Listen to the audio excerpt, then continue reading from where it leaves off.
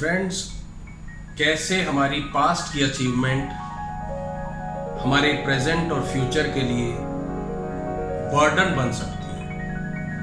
क्योंकि कितनी बार हम अपनी पास्ट की अचीवमेंट्स को लेके उसमें खोए रहते हैं या उन्हें अपने साथ ढोए रहते हैं, जिसकी वजह से हम आगे की जर्नी को नहीं देख पाते।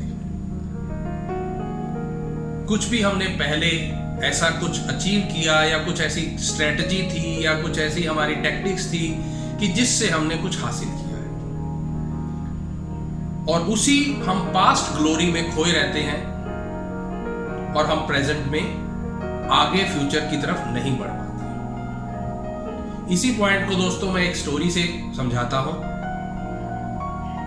कि एक मॉन्क थे जो अपने गुरु से मिलने के लिए जा रहे थे। पहाड़ी रास्ता था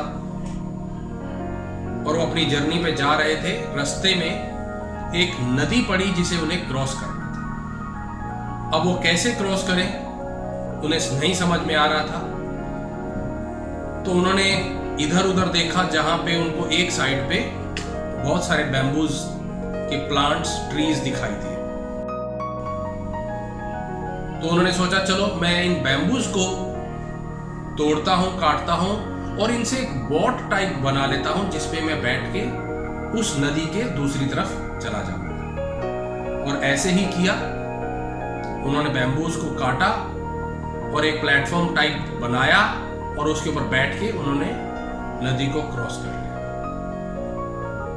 बट क्योंकि उन्होंने बोट को बनाया था और वो उनके उस बुरे वक्त पे नदी को पार करने में मदद की थी उस बोट ने, इसलिए वो उस बोट को वहां पर नहीं छोड़ना चाहते थे।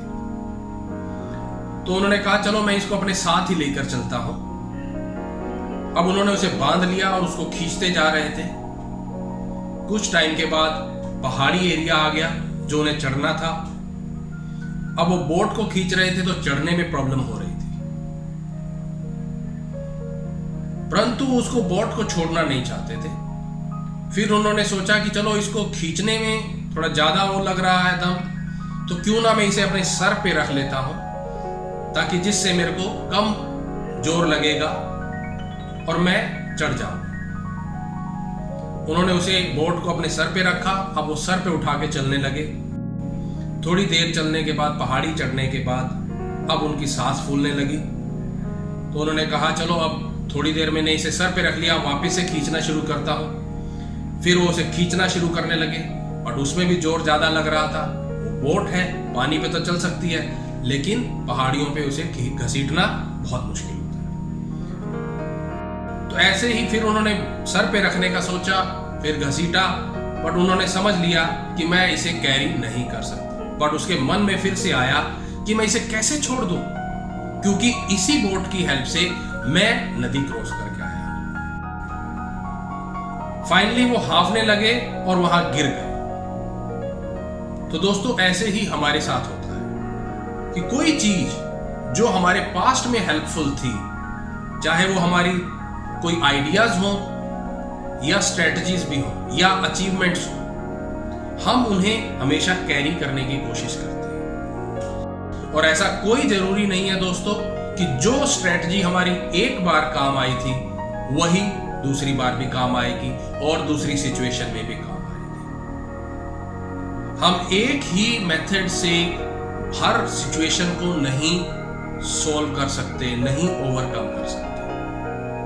हमें हर सिचुएशन को डिफरेंटली ट्रीट करना पड़ेगा, डिफरेंटली प्लान करना पड़ेगा, डिफरेंटली स्ट्रेटेजाइज करना पड़ेगा, तभी हम उस सिचुएशन, उस सर्कमस्टांसेस से बाहर निकल सकते हैं।